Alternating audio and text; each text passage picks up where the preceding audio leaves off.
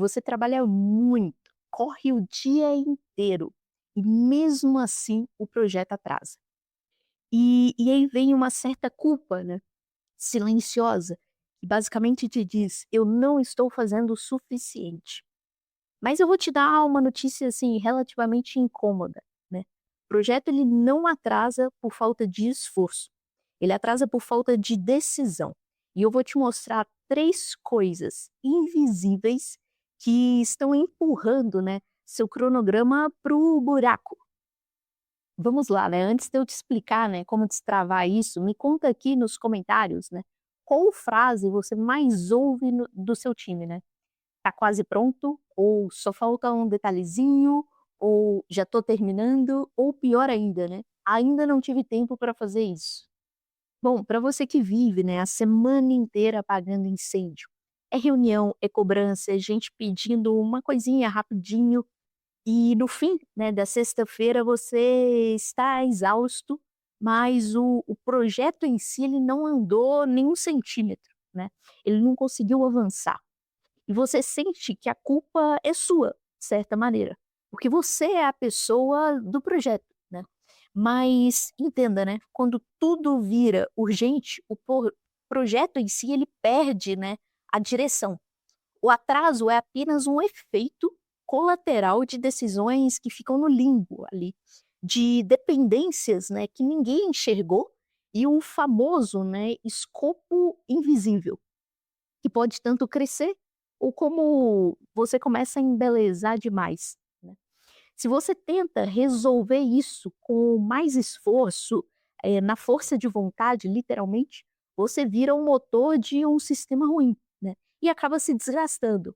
Então, vamos mudar um pouco essa lógica, tá. A primeira causa, né, dos projetos atrasarem é que eu quero trazer aqui, é que o que eu chamo de decisão atrasada. O atraso real, ele acontece quando uma decisão ela fica parada demais, sabe. E ela fica no limbo ali, né, basicamente. Porque ninguém quer dizer não para essa decisão, para esse ponto ali que precisa ser decidido. Ou pior, né, ninguém quer assumir uma coisa que se chama trade-off. Trade-off é um termo bonitinho em inglês para representar, né, aquela troca obrigatória. Se você quer mais qualidade no seu projeto, você precisa de mais tempo. Se você quer um prazo menor, precisa de menos escopo, entende? Ou isso vai te custar mais. Gerenciar não é seguir uma regra cega, né? É ser quase que um alfaiate, literalmente, que faz o terno ali para o corpo do cliente, né? É adaptar o processo de gestão de projetos para que a decisão seja mais rápida, né? Uma decisão que não foi tomada, né, ela vira depois um retrabalho. E retrabalho é o famoso juros caro do seu projeto, né? Em algum momento você vai pagar por isso, e vai pagar caro. Uma dica prática, assim, né, pra gente ir direto ao ponto. Em toda reunião, né, saia com 3 clarezas, né, pelo menos, né. O que foi decidido nessa reunião, do que não foi decidido ainda, quem vai decidir e até quando, né, e o que acontece se ninguém decidir, qual é a consequência real.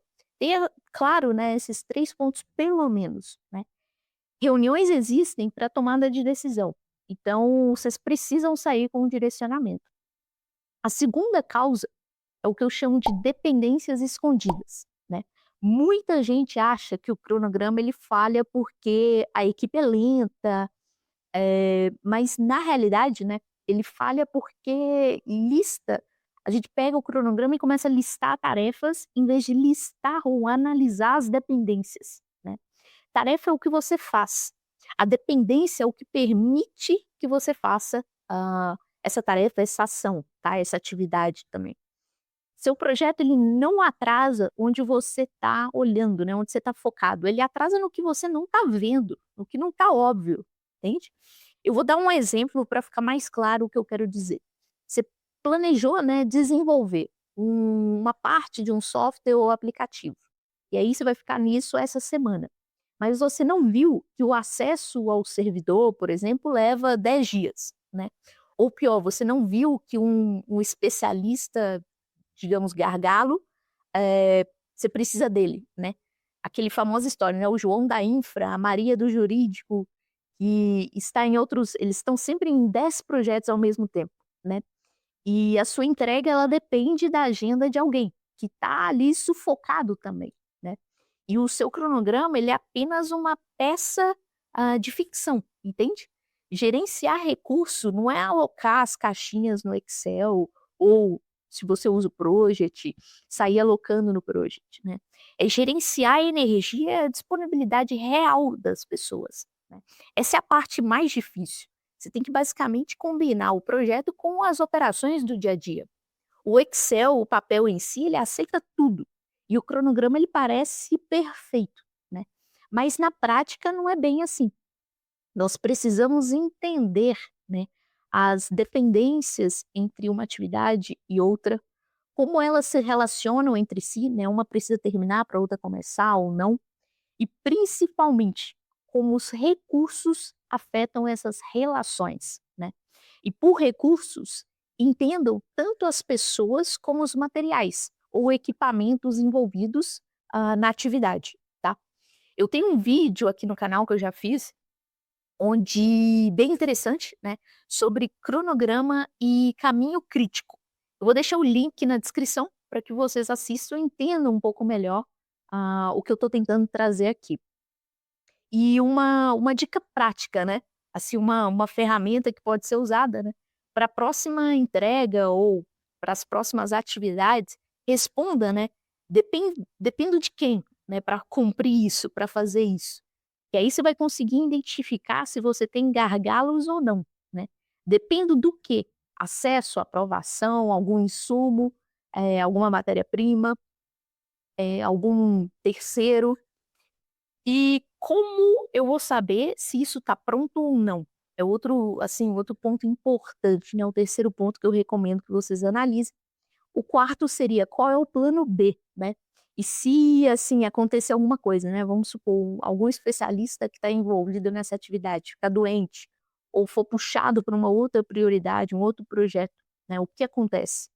Em outras palavras, né, mais técnicas, como eu posso mitigar os riscos envolvidos nessa atividade, tá? E a quinta pergunta seria: quando eu vou descobrir que deu ruim, né? Ou seja, qual é o sinal que eu sei que não está indo bem, não está avançando, antes realmente disso colapsar, tá?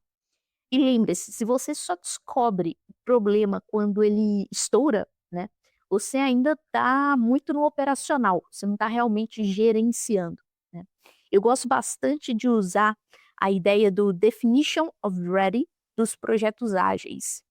A equipe nos projetos ágeis, né, a equipe de desenvolvimento, ela só começa uma história de usuário do backlog, né, do produto, ou foi ali selecionado, só seleciona essa história para o backlog da sprint, se ela está ready, ou seja, né, pronta para começar, se ela cumpre os critérios para iniciar essa atividade.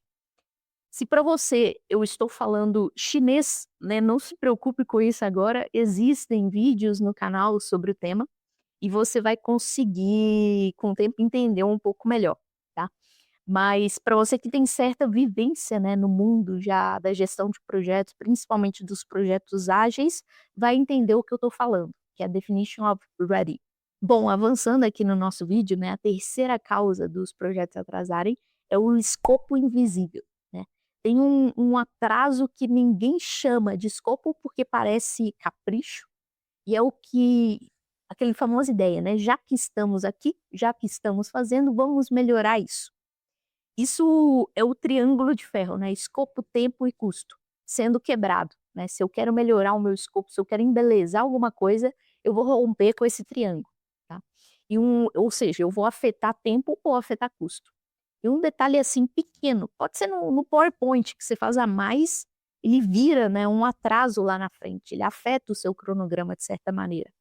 E existe um termo na gestão de projetos para isso, que se chama gold plating, ou seja, embelezar o escopo quando o time começa a colocar a perfumaria no projeto sem uma aprovação, tá. Parece valor, parece que você está agregando valor, né, mas na realidade é desperdício de tempo e um risco desnecessário, né. Mas assim, não se preocupem com palavras difíceis agora, entendam o conceito. Eu não estou dizendo que não pode ter mudanças no projeto, tá. Pode sim, e muitas vezes elas são necessárias, né, elas aumentam a satisfação do cliente ou precisam atender alguma necessidade da própria do negócio, né, da própria organização. Então elas podem sim ocorrer, mas tem um processo decisório, tá, para toda mudança. Um caminho para que isso e por processo decisório, né, entendam que é um caminho para que isso, não seja invisível e acabe atrasando o seu projeto sem você perceber, tá. Se o seu projeto ele segue um ciclo de vida preditivo, tem um caminho ali, né, fazer a gestão de mudanças. Se o seu projeto ele já segue um ciclo de vida que tende mais para o ágil, para o adaptativo, tem outro caminho. As mudanças, né, elas acontecem nos 2 mundos, um é mais receptivo a mudanças, eu diria que o ágil é mais receptivo a mudanças, mas nos 2 mundos, nos 2 tipos de ciclo de vida de projeto, elas acontecem. Mas em assim, resumo, né, nós podemos aplicar de maneira prática, né, a regra do que eu chamo de 2 sim, um não. Qualquer mudança precisa passar por esse filtro, tá. É o sim do valor. Isso muda o resultado final ou é apenas uma estética?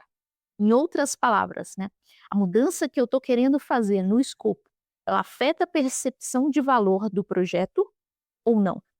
Então essa seria a primeira pergunta que tem que ser feita. Se não afeta, de verdade, siga em frente. Seguir em frente de não fazer a mudança, né. O sim do custo, que eu chamo, né, qual é o impacto real no prazo, no risco. Se não impacta, né, o prazo, né, o risco, muito provavelmente não vai afetar o custo. Então sim, a mudança pode ocorrer, tá. Se ela impacta, tem que ser analisado esse impacto, ao detalhe, né. E aí você precisa ir fundo para ver se você não está se colocando num buraco negro, sem saída, entende? E a terceira pergunta, né, o terceiro filtro é o que eu chamo de não obrigatório. Nada entra sem algo sair, né. Se o escopo cresce, o prazo ou o orçamento, eles também precisam mudar, né, a linha de base também precisa mudar. Se você tem um projeto com um ciclo de vida preditivo, isso chama gestão de mudanças, né. As linhas de base, né, de escopo, tempo e custo precisam ser atualizadas. Se você está gerenciando, por outro lado, um projeto com ciclo de vida ágil, né, isso reflete na priorização do backlog do produto, né. Ou seja, se você colocou alguma coisa lá, você tem que repriorizar esse backlog. Se você ainda não sabe qual é o ciclo de vida do projeto, não deixe de assistir o primeiro vídeo que eu vou deixar na descrição, o primeiro link, tá? Eu vou deixar também fixado nos comentários. Todo gerente ou líder de projeto tem a obrigação de saber qual é o ciclo de vida, né? Ou, em outras palavras, qual é a abordagem do seu projeto, né? Ele é preditivo, ele é ágil, ele é híbrido, onde o seu projeto está localizado. Bom, se você trabalha muito e o projeto atrasa, não conclua, né, que você é uma pessoa, um gerente de projeto fraco ou incapaz, né. Conclua que você está tentando compensar sozinho um projeto sem uma direção estratégica, tá. E lembre-se da nossa marca aqui, né, da filosofia que eu sempre trago. Gerenciar projeto não é acelerar as pessoas, né, é acelerar a clareza, o direcionamento. Se você caiu aqui agora e ainda se sente, né, um pouco no modo perdido, assista o vídeo dos primeiros 30 dias como gerente de projetos, né. Ele vai te dar um chão, um norte, né, uma direção do que você precisa para começar a tomar decisões dentro dos seus projetos, né. Não deixe de curtir o vídeo e deixar seus comentários. Isso ajuda, né, o YouTube a entender que o conteúdo é relevante, né, e continuar entregando para outras pessoas.